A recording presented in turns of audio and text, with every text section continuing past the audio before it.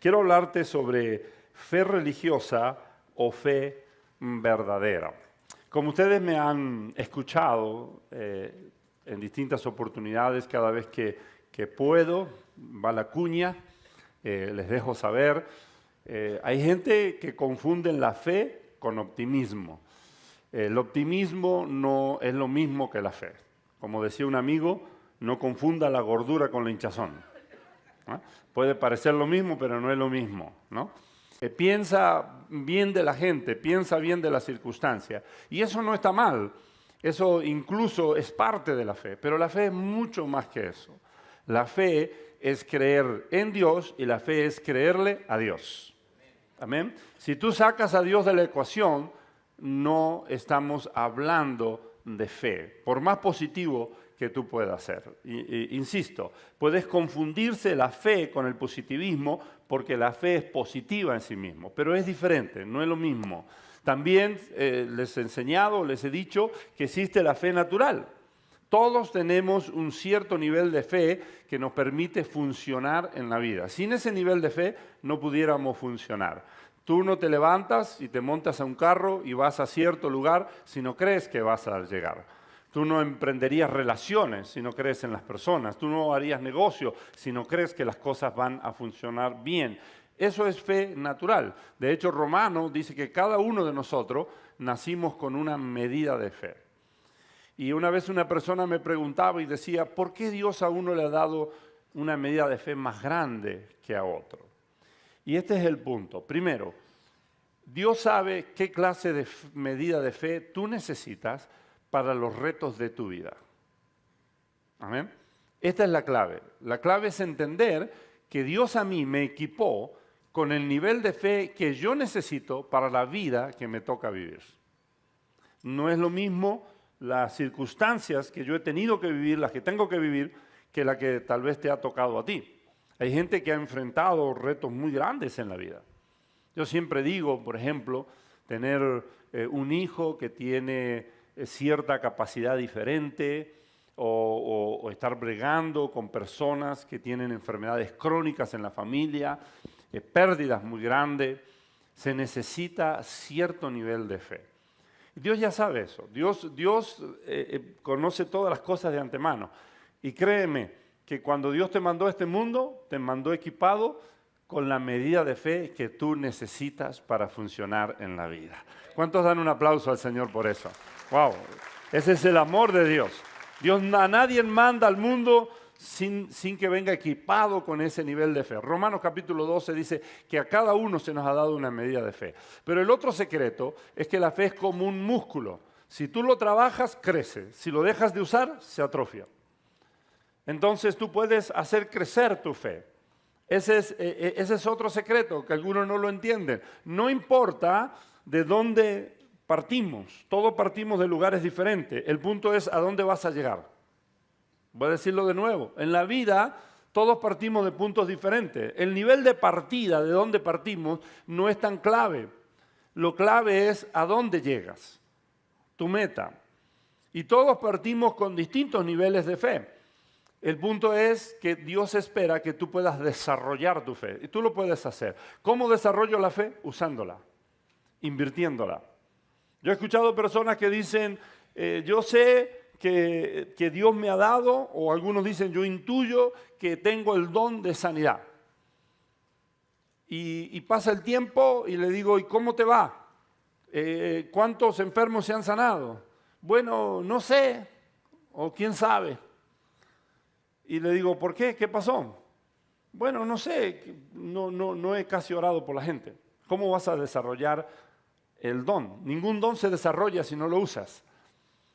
Messi es Messi, pero no solo por la habilidad natural que nació con el balón pie, como dicen algunos, con el fútbol, el soccer, dice el americano. No solo nació con una habilidad, sino que es Messi porque él desarrolló esa habilidad con la práctica constante, la disciplina de la práctica constante y el uso. Y eso hizo que la habilidad natural se fuera a otro nivel. Por ejemplo, un futbolista muy reconocido que no tiene esa habilidad natural que tiene, por ejemplo, Neymar, que tiene Messi, pero sin embargo pelea ahí y hay algunos fanáticos que dicen que él es el mejor futbolista del mundo, y estoy hablando de Ronaldo. Los que saben de soccer saben que Ronaldo es lo que es por el fruto de la disciplina, el trabajo y la aplicación. Muy disciplinado. Y ha llegado a ser el futbolista que es. Tiene cierta habilidad, pero no tiene la habilidad innata que tiene Neymar o que tiene Messi. Pero lo ha desarrollado. Así que otra clave en la vida es desarrollar la fe. Diga conmigo, necesito desarrollar la fe. Si sabes que Dios te ha dado el don de sanidad, ve a los hospitales y empieza a orar por los enfermos. Unos se sanarán, otros no. Pero sigue orando y a medida que vayas orando, el don va a ir desarrollándose y va a ir creciendo. Y eso es igual con todos los dones y eso es la fe. Si tú empiezas a ejercitar tu fe, entonces vas a ver tu fe crecer. El tercer secreto que necesito que sepas de la fe, y te lo estoy ahora así como resumiendo, bosquejándote un poquito esto, el tercer secreto es que no es tu tamaño de fe la que obra el milagro o la que mueve el corazón de Dios y afecta tus circunstancias. No es tu nivel de fe. No tienes que endiosar la fe. La fe es una herramienta que Dios nos ha dado. La fe es un medio que Dios nos ha dado, pero no es el fin en sí mismo. Hay quienes adoran la adoración. No sé si lo has visto, yo lo he visto. Y hay quienes adoran la fe y han endiosado la fe y han hecho de la fe un ídolo. ¿Por qué? Porque no entienden que la fe solo es un medio. La fe no es la que hace el milagro. El que hace el milagro siempre es Dios. Amén. Entonces no es el tamaño de mi fe, es el tamaño de mi Dios. Voy a decirlo de nuevo, agárralo esto por favor. No es el tamaño de tu fe, es el tamaño de tu Dios. Eso es lo que logra el impacto, lo que logra lo que tú necesitas. Así es que un día los discípulos estaban preocupados porque Jesús les había dicho, hombres de poca fe. ¿Se puede tener poca fe? Sí. Jesús muchas veces identificó poca fe. ¿Se puede tener mucha fe? Sí. Jesús muchas veces se admiró y dijo, oh, cuánta fe. Es increíble. En todo Israel no he encontrado tanta fe. Se lo dijo al centurión, se lo dijo al leproso, se lo dijo a la mujer cananea. A mucha gente Jesús se admiró de su fe y dijo, oh, ¿cuánta fe? Y otras veces reprendió a los discípulos y le dijo, hombres de poca fe. Y los discípulos acababan de ser reprendidos como hombres de poca fe y entonces ellos estaban preocupados. Y Jesús les dijo, si tuvieres fe como un grano de mostaza. Y si tú no conoces el corazón de Dios y no buscas la ayuda del Espíritu Santo, puedes pensar que Dios se está contradiciendo. ¿Cómo es posible que por un lado los reprende por ser hombres de poca fe, por otro lado alaba la mucha fe y dice que esa mucha fe es la que ha movido el corazón de Dios, la mano de Dios para que se haga un milagro? Y ahora le dice a los discípulos que si tuvieran fe como un grano de mostaza, serías más que suficiente. Le pudieran decir a un monte, quítate, échate en el mar, y el monte se quitaría y se echaría en la mar. Porque al que cree, todo le es posible. Y si tú no conoces el corazón de Dios y no buscas la ayuda del Espíritu Santo, te puedes confundir, pensar Dios se está contradiciendo. Dios nunca se contradice. Lo que está diciendo Jesús es, mira, no te preocupes por el tamaño de tu fe. Te puedes paralizar si miras el tamaño de tu fe. Hay gente que dice, yo no puedo creer, pastor, soy gente de poca fe. Dios te dice, no te preocupes, no es el tamaño de tu fe, es el tamaño de tu Dios. Solo usa la poca fe que tiene y verás la mano de Dios moviéndose. Wow, lo voy a decir de nuevo. Dios te dice, solo usa la poca fe que tú tienes. Inviértela, cree. No importa si es muy pequeña. Tienes un Dios que ve cómo tú le crees a Él. Cómo tú te mueves en fe. Y Él va a honrar esa fe, por pequeño que sea. Y de repente te encontrarás como el grano de mostaza que fue sembrado. Así es la fe invertida. Diga conmigo, fe invertida. La fe invertida es como el grano de mostaza. Es una semilla muy pequeña, pero cuando se siembra y nace el árbol de mostaza, se transforma en un árbol grande y muy copioso. Y vienen las aves del cielo y hacen nido y producen mucho. Así es la fe invertida. No importa qué tan pequeña es, empieza a invertir tu fe y lo vas a ver a Dios obrar. ¿Cuántos dicen amén? Por eso es que yo quiero hablarte hoy sobre la fe religiosa o fe genuina. Porque Dios quiere que tenga fe religiosa. ¿Qué dijo, pastor? No, claro que no. Yo pensé que alguna hermana iba a decir, amén, aleluya. ¿Están escuchando? Qué bueno. Dios no quiere que tú tengas fe religiosa, porque existe fe religiosa. Así como existe fe natural, así como existe el don de fe. No te hablé de eso, pero está el don de fe. Eso es diferente. El don de fe es una obra sobrenatural del Espíritu Santo, donde no tiene que ver con la medida de fe que Dios te dio al nacer. No tiene que ver con la fe que tú desarrollas. Es una obra sobrenatural del Espíritu Santo. Dios te da el don de fe. Y cuando Dios te da el don de fe, tú oras y las cosas, ¡pum!, ocurren. Es increíble. Es maravilloso ver el don de fe actuar. El don de fe, cuando se mueve, es impresionante. Los milagros empiezan como empieza el maíz, la palomita empieza a y empieza a explotar eso y ¡wow! Y de un puñado de maíz se transforma en unas ricas palomitas allí. Espero que no te dé hambre. Ese es el don de fe. Así como existe el don de fe, la fe natural, la fe sobrenatural, la fe que desarrollas, existe una fe religiosa. ¿Y cómo es esto de la fe religiosa? La fe religiosa, mira, yo quiero identificar lo que es ser un religioso, ser lo que es la religión. ¿Y por qué la religión ha pasado a ser como una mala palabra? No siempre fue así, y no para todos es así. Hay gente que todavía sigue viendo a la religión y a lo religioso como algo bueno. De hecho, algunos pueden pensar que nosotros somos religiosos. Hay gente que me ha dicho directamente en la cara, me dice, usted es un hombre religioso. Y yo sonrío de porque no me considero religioso. Porque tener una relación real, genuina con Dios, es diferente a ser religioso. Amén. Ahora, yo quiero que entiendas lo que es y no es ser religioso. Lo que es y no es la fe religiosa. Porque Dios no quiere que tengas una fe religiosa. La fe religiosa se basa en los ritos.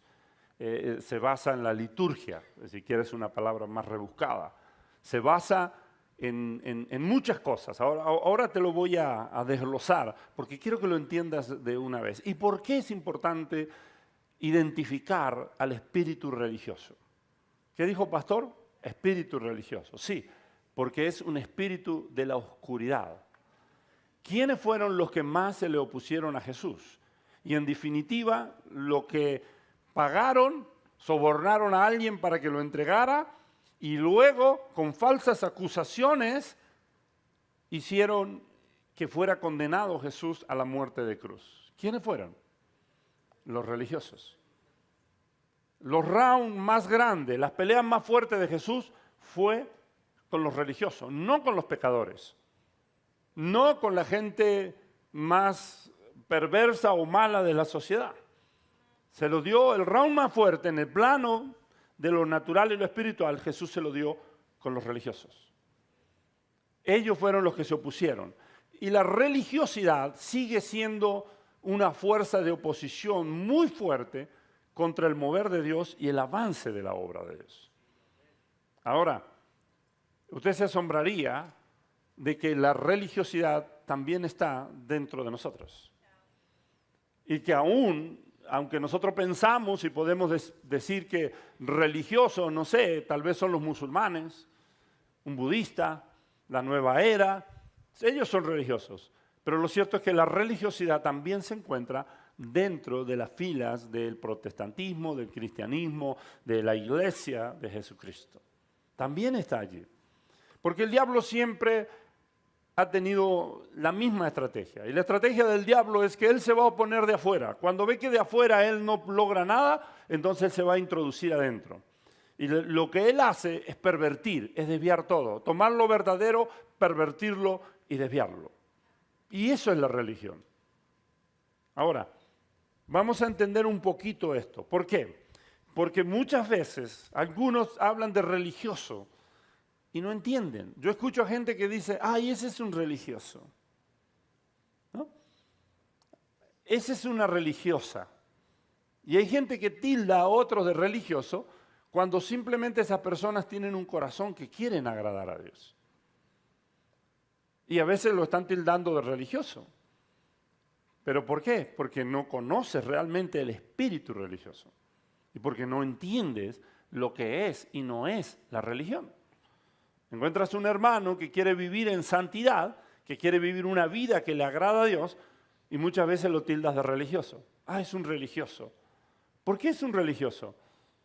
Porque tal vez no quiere seguir la corriente de este mundo. Como Pablo dice en Romanos capítulo 12. Él dice, no se amolden a la cultura, a los usos y costumbres de su tiempo. No corran en la carrera de desenfreno que va a la gente que no conoce a Dios. Y de repente alguien no quiere participar de eso y se lo tilda de religioso. Y a veces caemos nosotros en religiosidad y no lo sabemos. ¿Amén? Ahora, lo primero que tienes que saber, que la palabra religión, como la conocemos en español, es diferente a la palabra religión en las páginas de la Biblia. La palabra religión en el castellano, en el español, viene del latín, religion, que significa religar o ligar de nuevo. De ahí viene la palabra religión. Eso es en el español. No sé cómo es en el inglés, la verdad. Mi fluido inglés no me lo permite. Pero en español, religión viene de ahí. Y algunos tratan de entender la religión desde el origen de la palabra en español, pero no lo vas a entender, porque el Nuevo Testamento fue escrito en griego. Y la palabra religión en las páginas de la Biblia aparece del griego. Y si me ayudas, Aide, creo que lo tienes allí, quiero que pongas la palabra, cómo aparece en griego la palabra religión. Y cuando vemos la palabra religión, lo primero que tienes que saber, ahí está, esa es la palabra religión, así está. Se escribe de esa manera rara y se pronuncia triskia.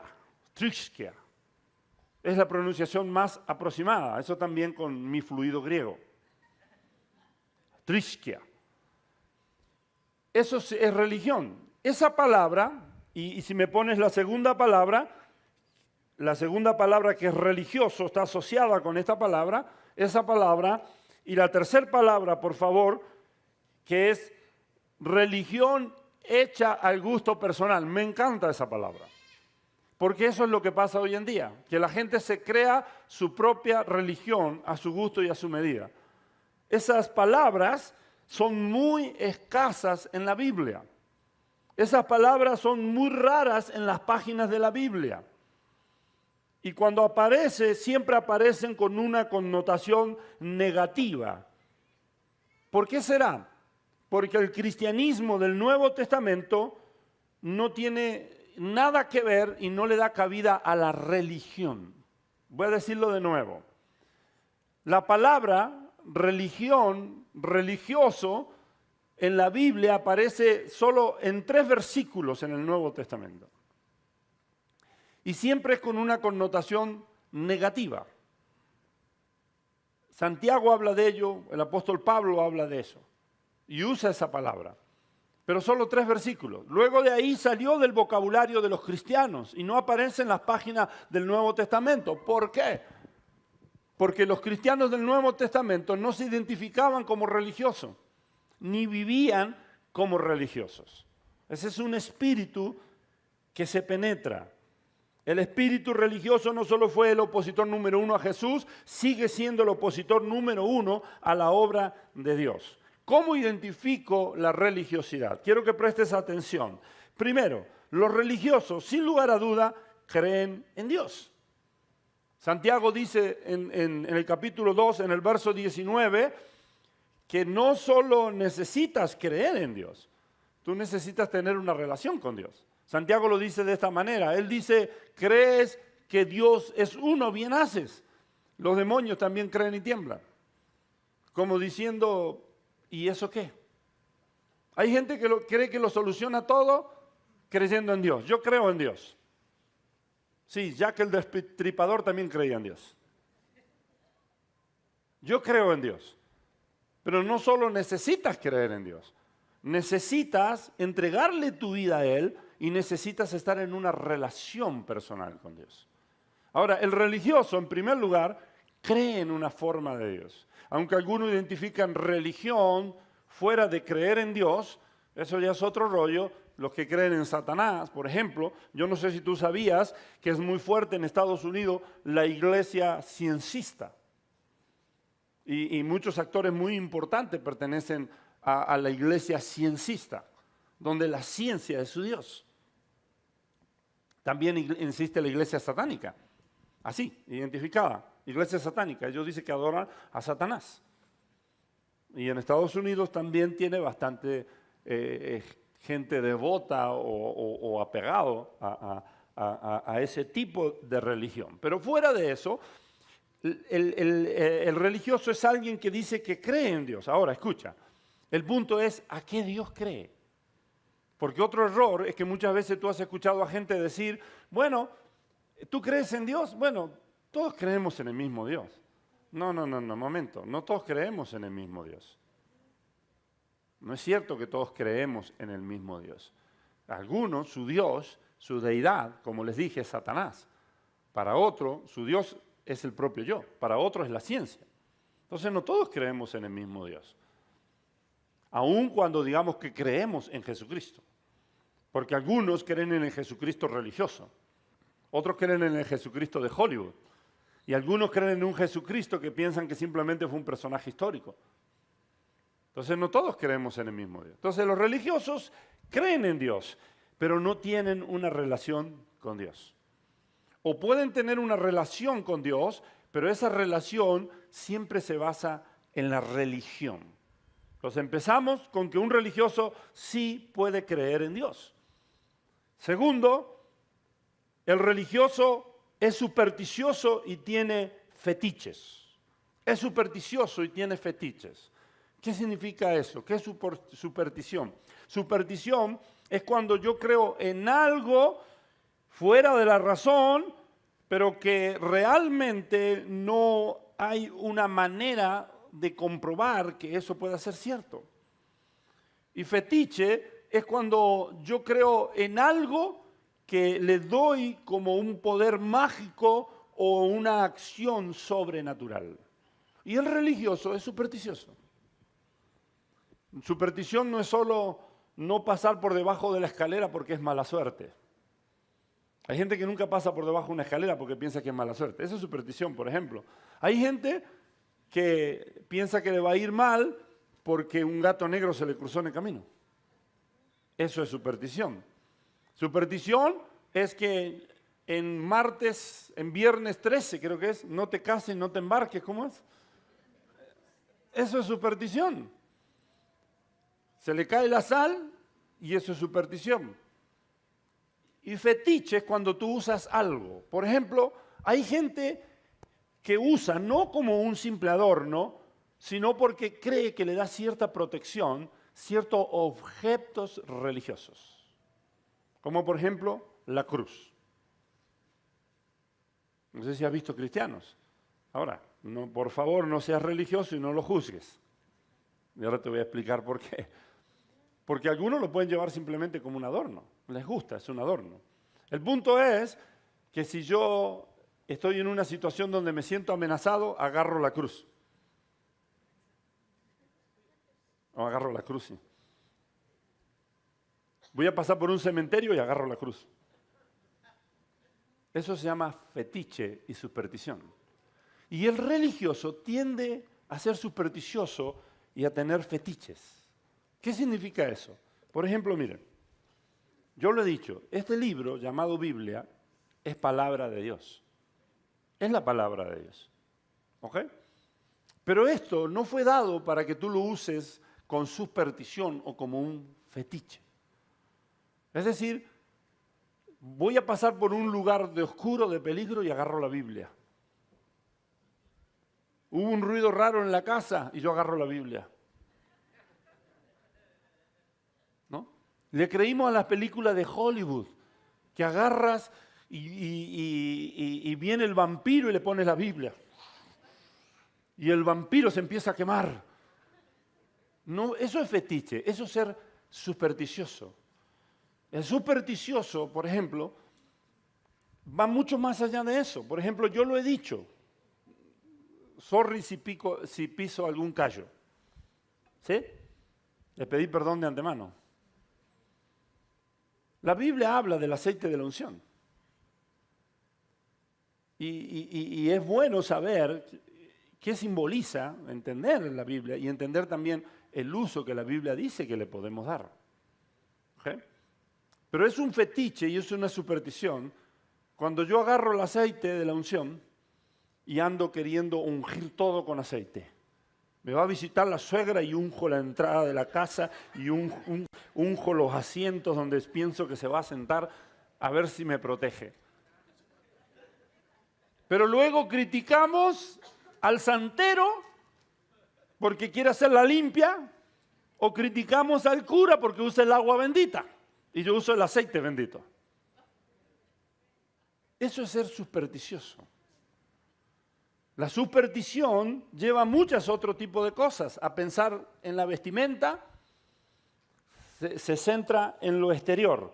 Tercer forma en que identificas a un religioso, confía en rituales. Confía en rituales.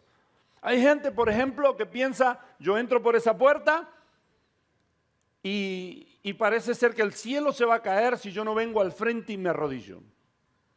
De ahí que tú tienes gente, por ejemplo, que pasa por cierto lugar y se persigna. Por ejemplo, ¿no?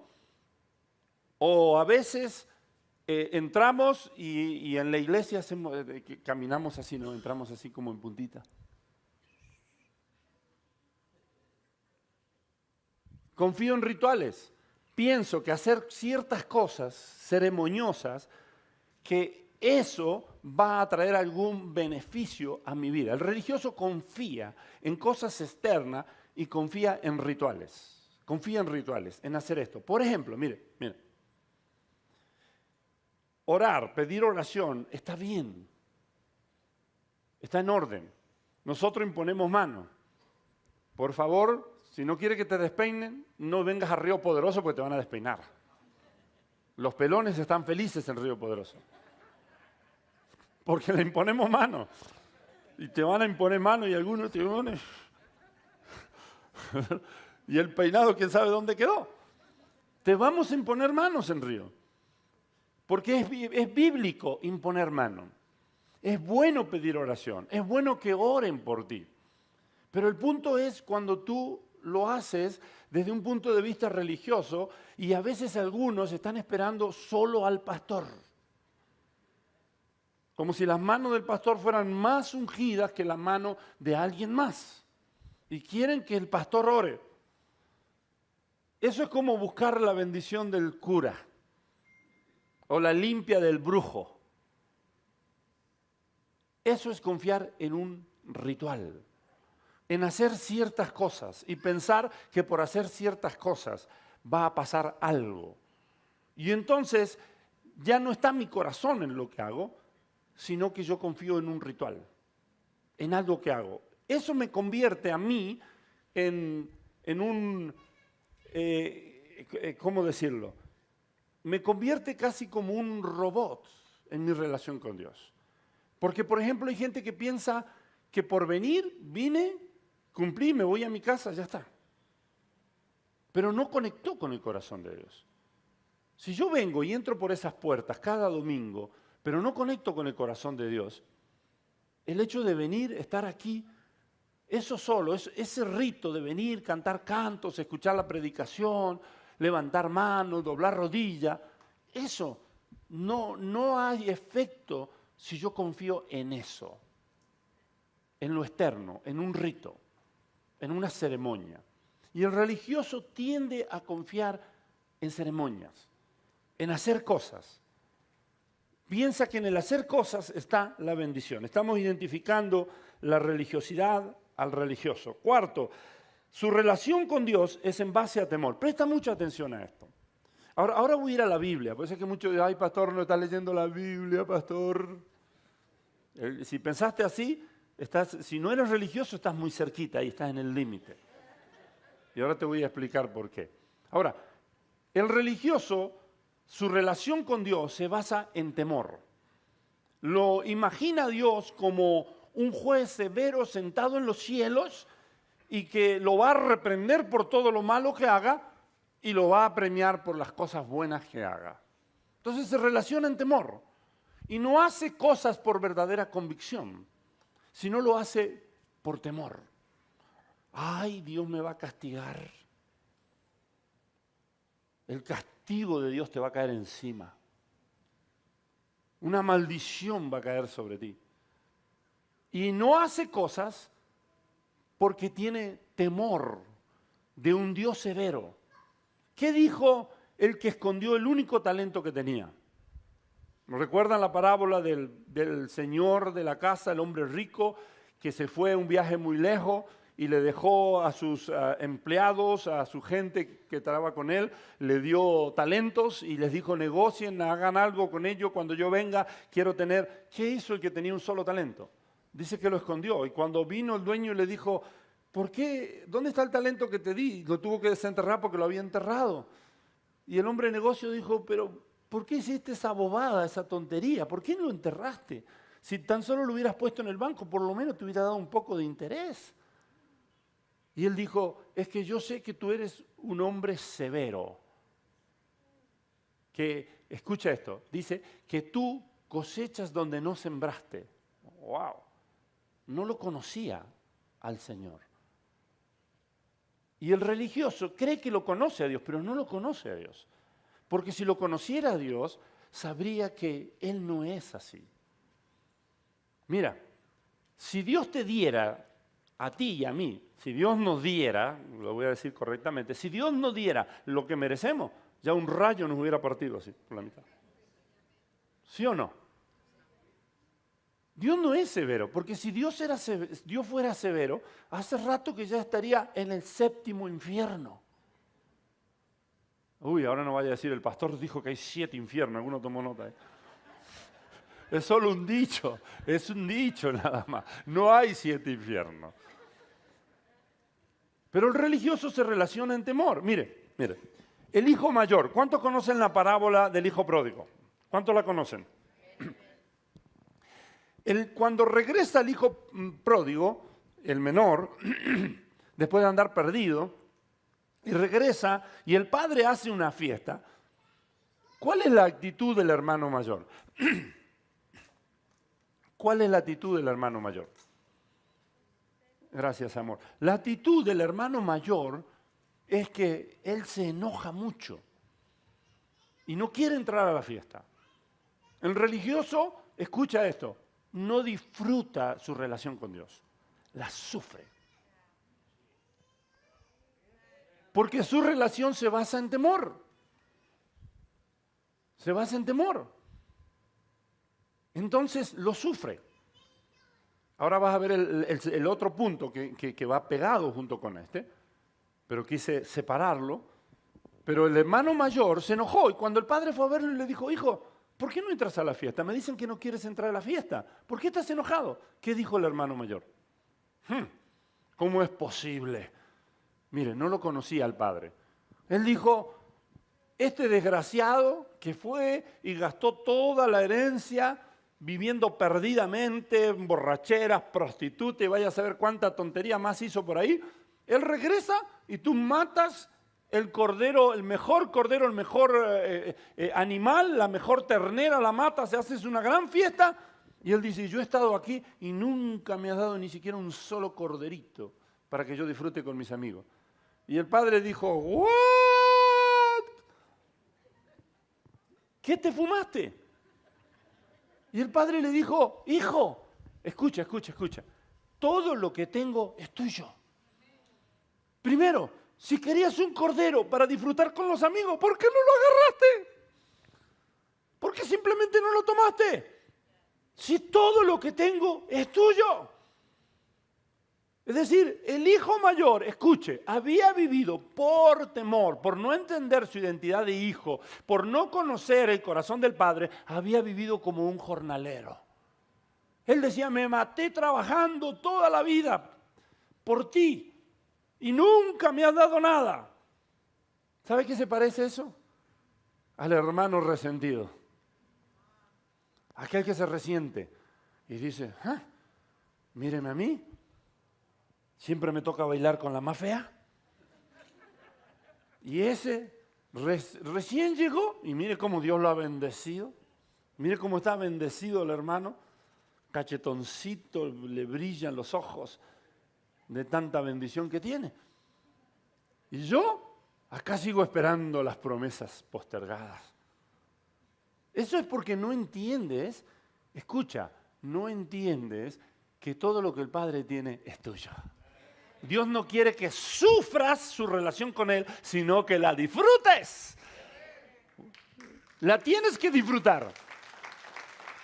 Pero cuando tú te basas en una relación de temor, no la disfrutas.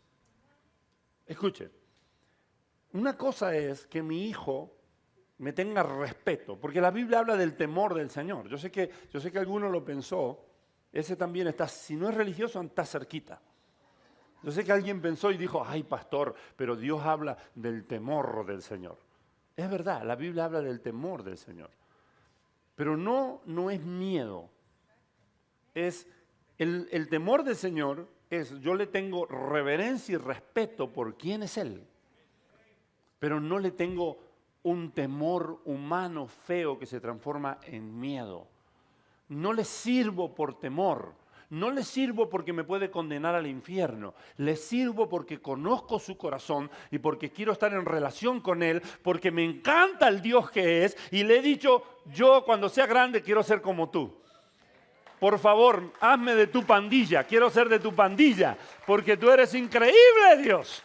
Me encanta estar contigo. Amo estar con Dios. No es por castigo, es como si mi hijo me tiene respeto a mí, pero otra cosa es que él me tenga miedo. Y que haga las cosas porque, si no papá, me va a partir un palo por la cabeza. Me va a ir como en friega. Y tal vez tú piensas que el resultado es lo mismo, porque el muchacho se porta bien, pero no lo hace por convicción, no lo hace por determinación propia, lo hace porque tiene miedo. ¿Y sabe qué pasa cuando tiene miedo? Escuche, usted ve a un niño rebelde que cuando está sentado con sus padres y los papás están ahí, ¿sabe que lo están mirando? El niño se porta así, mira así. Y la gente dice, ay, qué lindo niño. Pero que los papás lo dejen solo un ratito, se transforma en el demonio de Tasmania. Y hace destrozo. ¿Pero por qué? Porque él no tiene convicción de portarse bien. Tiene una relación de temor. Es diferente a una relación de respeto. Es muy diferente. El religioso se basa en el temor. Número 5, se relaciona con Dios basado en desempeño. En desempeño, ahí está en la pantalla. En lo que Él hace. Piensa que si Dios lo va a bendecir es porque Él se tiene que ganar la bendición. No entiende. Mire, tenemos que orar, sí.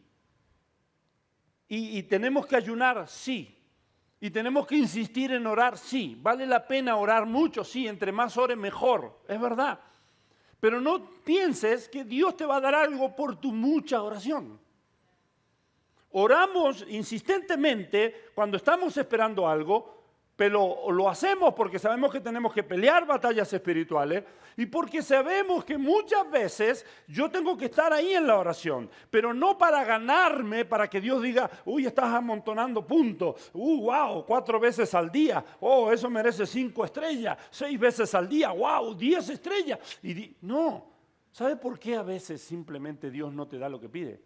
Porque Dios nunca te va a dar una bendición para la que no estés preparado. A ver, agárralo de nuevo. Dios nunca te va a dar una bendición para la que tú no estés preparado. Porque una bendición antes de tiempo puede transformarse en maldición en tu vida. Mi hijo le encanta, su mamá le transmitió el amor por la Ferrari. Y él me ha dicho, tiene 9 años, cuando tenía menos años, tenía 7 años, me dice, papá, ¿tú me comprarías una Ferrari? Imagínese, si a los 10, 11 años, yo no tengo para comprar una Ferrari, pero si tuviera, no hables de una Ferrari, hablemos de un carro deportivo, un adolescente que todavía no aprende a tener juicio. ¿Cómo? Regalarle un arma a un hijo. Se puede matar él y puede causar daño a otras personas. Y muchas veces Dios no te da lo que quiere al momento, no porque tal vez no te lo quiera dar, no porque Dios no sepa que no sea bueno para tu vida, sino tal vez porque tú no estás preparado para eso. Y Dios a veces dice, mi hijo, no sabe lo que pide, mi hijo. No se lo digo como decía Vicente Fernández porque quedaría mal. Al que se rió parece que ya entendió. Pero a veces pides algo para lo que no estás preparado. ¿Y sabes qué hace Dios por medio de la... Tú crees esto, mira, escucha. Tú estás de rodillas orando, pidiendo algo, y tú crees que es tu mucha oración la que va a hacer algo. Y tú estás pensando que tú estás orando y Dios está obrando en la circunstancia o está obrando en la otra persona. Y lo que tú no sabes es que mientras tú oras, pasas tiempos con Dios, Dios te está cambiando a ti. Y Dios te está transformando a ti. Y tú piensas que Dios está haciendo algo en alguien más o en la circunstancia, pero Dios dice, yo te estoy preparando a ti para que estés listo para la bendición que estoy a punto de derramar en tu vida. Hay muchas razones por las cuales tenemos que orar, tenemos que ayunar, tenemos que hacer cosas. Pero no lo hacemos para doblarle la mano a Dios o no lo hacemos para ganarnos puntos. No funciona así. ¿Sabe qué dice la Escritura? Escuche, la Escritura dice que si Dios no cuida la ciudad, en vano están los vigilantes o el equipo de seguridad que la cuida. Y dice, escuche esto, dice que el duro trabajo y el irse a dormir con pan de mucho cansancio, dice Dios que eso no trae beneficio, pero dice a su amado Dios le dará el descanso. Y la Biblia dice que si Dios no prospera, no hay prosperidad que valga. En otra palabra, cuando Dios quiere bendecirte, escúchame, cuando Dios quiere hacer algo por ti, no es nunca porque te lo ganaste o te lo mereciste. Siempre es por su amor y por su gracia. Pero el religioso piensa que se lo tiene que ganar. Entonces se basa en obras, en hacer cosas. Hago esto por esto. Hay gente que da porque piensa que dando, da porque piensa que va a obtener. Es verdad que la Biblia dice que Dios no se queda con nada. ¿Cuántos saben que Dios no se queda con nada? Y es verdad que la Biblia dice que Dios siempre nos va a regresar el doble, siempre, a veces el triple, a veces mucho más. Es verdad. Pero no damos con un corazón como negociantes. Porque Dios no es un negociante, ni tampoco Él está a la venta. Y yo no doy algo pensando obtener algo a cambio. No funciona así. Sé que lo voy a obtener a cambio, pero ese no es el corazón. El corazón siempre es adorar. El corazón siempre es fe. Invierto fe. Doy porque sé que Dios no se queda con nada. Sospechosamente, y alguien se le acerca y yo ya estoy así como mirándole con mirada de fuego. Eso está mal. Pero si yo sé que alguien se acerca a mi esposa con mala intención, lógicamente, yo voy a decir, ¿qué pasa? ¿Estás pisando territorio que tiene propietario? Le voy a hacer así, mire. ¿Viste la raya? Porque tú no puedes amar sin tener celos. Pero son celos correctos. Dios es celoso. ¿Y cuántos saben que es bueno ser celoso en las cosas de Dios? Pero el religioso tiene un celo engañoso, un celo malo. ¿Por qué? Porque cela a veces cosas que no tienen nada que ver. Mire, un religioso se va a ofender, por ejemplo, un día, ya no sé por qué, la verdad no sé por qué, pero a Jazz le encanta sacarse los zapatos cuando está acá arriba. Mi hija, Jazz. Y no sé si, yo sé que algunos se ríen porque la han visto, ¿no? Se saca los zapatos ya y está adorando acá sin zapatos. Y una vez un hermano me dice, eso es una falta de respeto. Está ofendiendo el lugar santísimo. Ah, caray. Yo le hice así, oh, caray.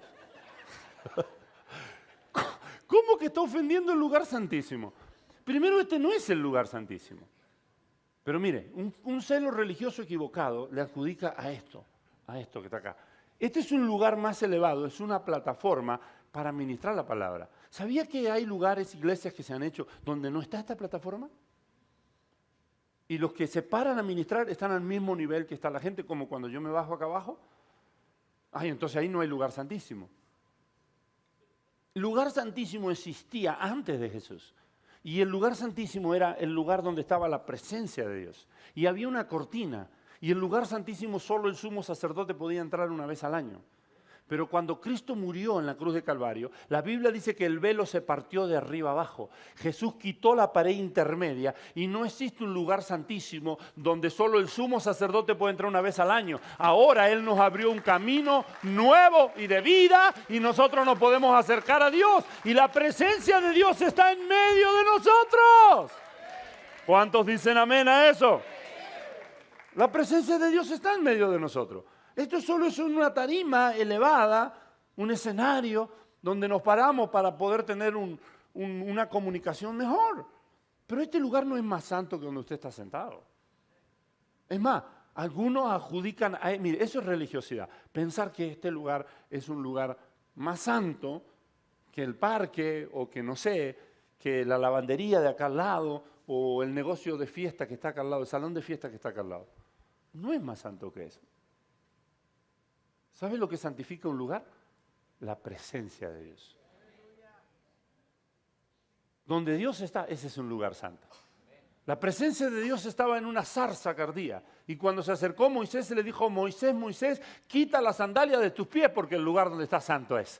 ¿Qué lo hacía santo ese lugar? Que la presencia de Dios estaba allí. Si yo estoy debajo de un árbol en un parque y la presencia de Dios está allí, ese es un lugar santo. En la sala de mi casa, si la presencia de Dios está ahí, ese es un lugar santo. Pero hay gente, por ejemplo, que se ha ofendido. Hubo una vez que en un lugar, no era esta hermosa pantalla, no la teníamos, no me recuerdo si la teníamos ya, creo que no la teníamos para el Super Bowl, ¿verdad? No me parece que no recuerdo. Pero ahora viene el Mundial. Y es muy probable que antes o después del servicio nos podamos sentar acá y con unos ricos snacks y vemos el mundial en esta hermosa pantalla que Dios nos dio. ¿Por qué no? Hay algo, ay, pastor, está ofendiendo el lugar santo. What? What the heck? ¿Cómo? Eso es lo que estoy diciendo cuando digo que tiene un celo equivocado. Celo equivocado. Se fija en lo exterior. Una vez no me querían dejar predicar a un lugar que me habían invitado porque necesitaba usar corbata. Porque nadie se paraba en el púlpito sin corbata. Y le dije, la corbata me va a dar mayor unción. Me tuvieron que prestar una corbata. Le dije, está bien, por respeto yo lo hago. Pero no comparto, quiero que sepan que yo no comparto eso, pero por respeto a la casa, está bien. Me voy a obedecer, me uso corbata. Y no me podía bajar tampoco, tenía que estar ahí y había cierto lugar ahí donde si me movía del púlpito era como que, uy, se acababa la unción. Eso es religiosidad, amén, eso es ser religioso, ¿no? Séptimo, el religioso juzga y critica. Juzga y critica. ¿Por qué? Porque como él entiende que su relación con Dios es en base a temor, el religioso juzga y critica. Siempre que usted vea juicio, juzga por esto, por aquello, por lo otro, siempre juzga. Ay, ¿viste a María? Qué destapada que se vino María, qué cara dura. Ve un joven que se sube con cachucha. Ay, qué irrespetuoso. ¿Cómo está en la alabanza con cachucha? Es más, Abraham hoy estaba usando los pantalones de Chavo del Ocho, ¿lo vio? Abraham, ¿dónde estás? Estaba usando los pantalones del Chavo del Ocho.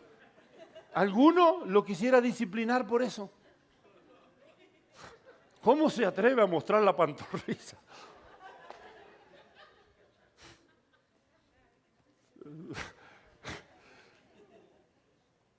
Ese espíritu de religiosidad se infiltra, causa división. Miren, yo lo digo de una manera jocosa. Es tu relación con Dios. Yo no puedo meterme en tu relación con Dios. Hay muchas cosas. El religioso hay cosas que hace y cosas que no hace. Por ejemplo, el religioso, como él trabaja con rituales, entonces lo encasilla a Dios, lo pone a Dios como en una caja. Como en una caja lo pone Dios. Y cuando Dios opera fuera de esa caja donde Él piensa que así tienen que ser las cosas, entonces juzga y condena.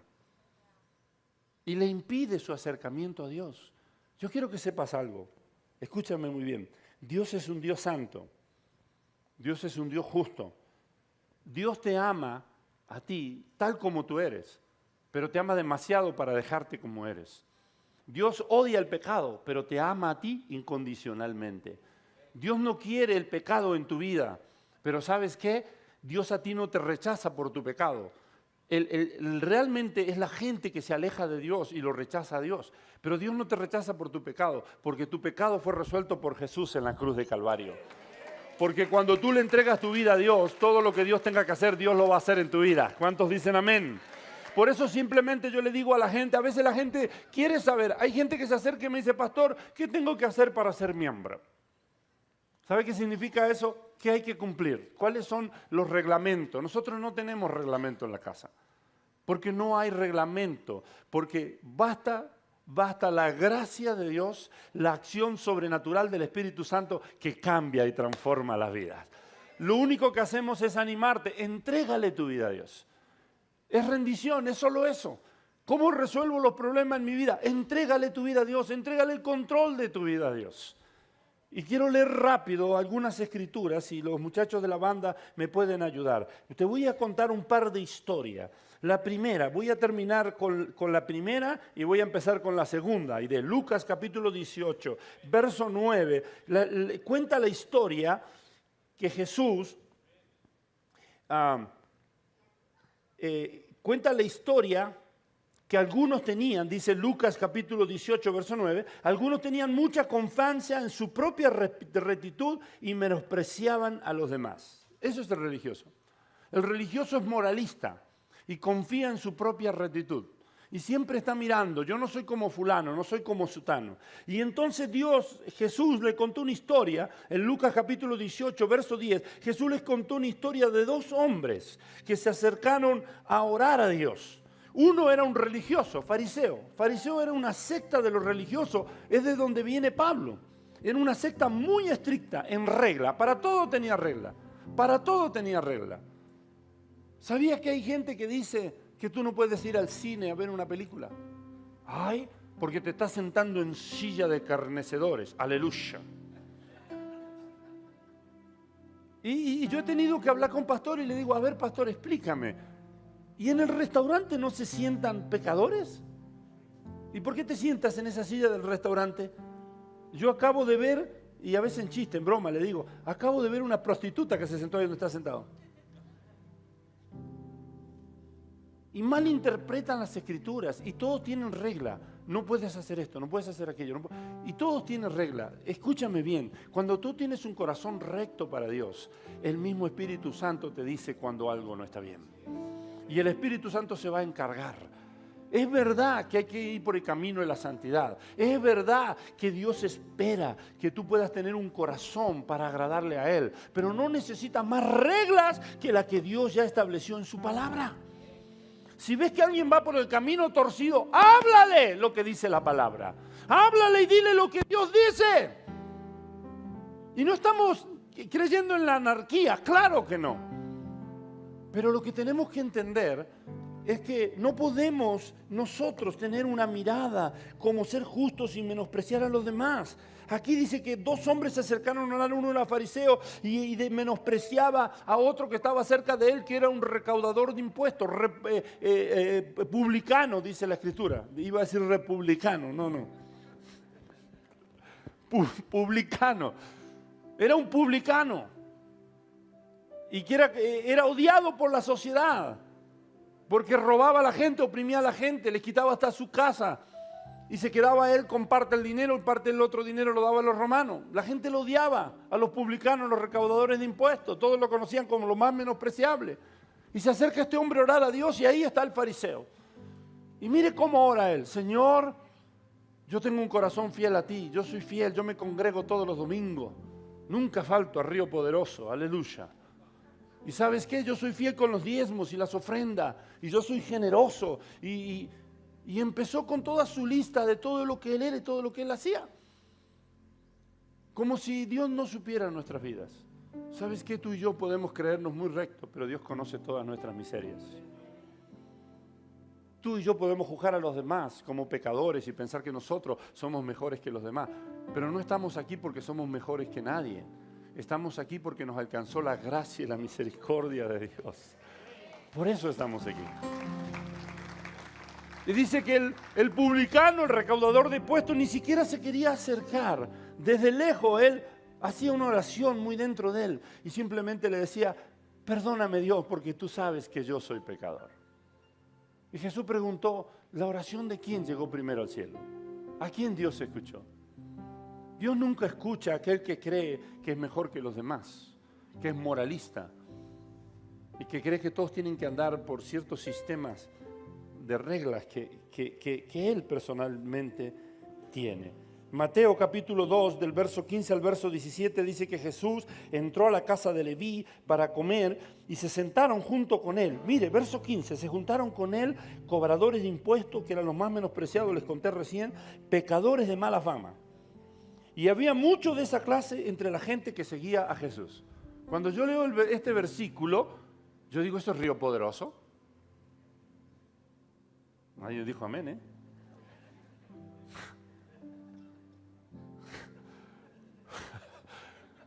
A algunos no les gusta. Pero no estamos aquí porque nosotros somos la crema innata de la sociedad, lo mejor de lo mejor. No.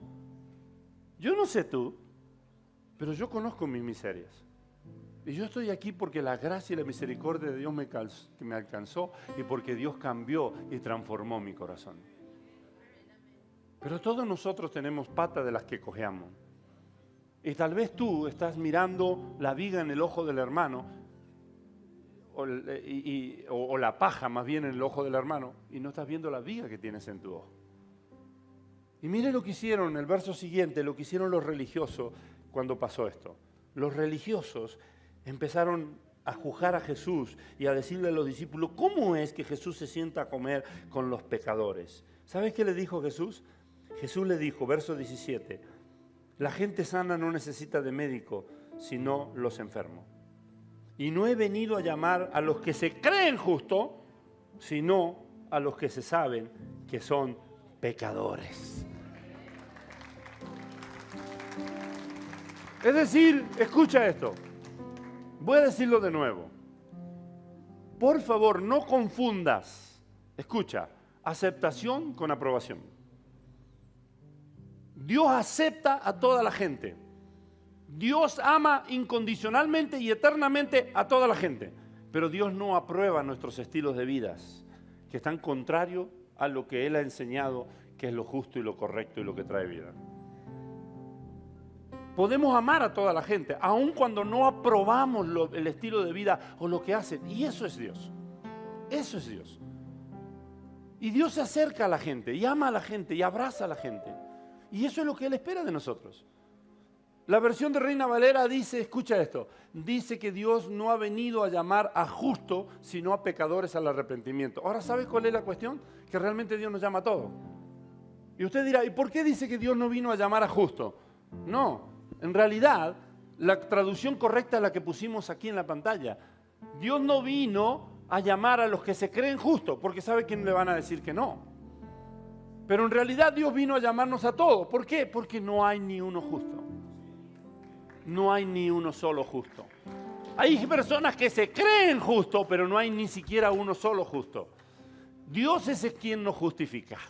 Y Dios es el que cambia y transforma nuestra vida. Dios es el que hace senda derecha para que andemos. Dios es el que endereza los pies al cojo para que no se salga del camino.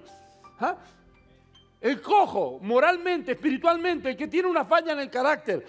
Si tú eres cojo, fácilmente te vas a salir del camino. No puede un cojo caminar por una línea recta. Pero lo primero que hace Dios, dice que Él hace camino derecho. Él endereza tus sendas torcidas. Dios dice, solo entrégame tu vida, solo dame tu vida sin condiciones, ríndete a mí y yo voy a enderezar tu vereda. Y voy a enderezar tu pierna coja para que tú puedas caminar derecho y andar por los caminos del Señor. Eso es el corazón de Dios.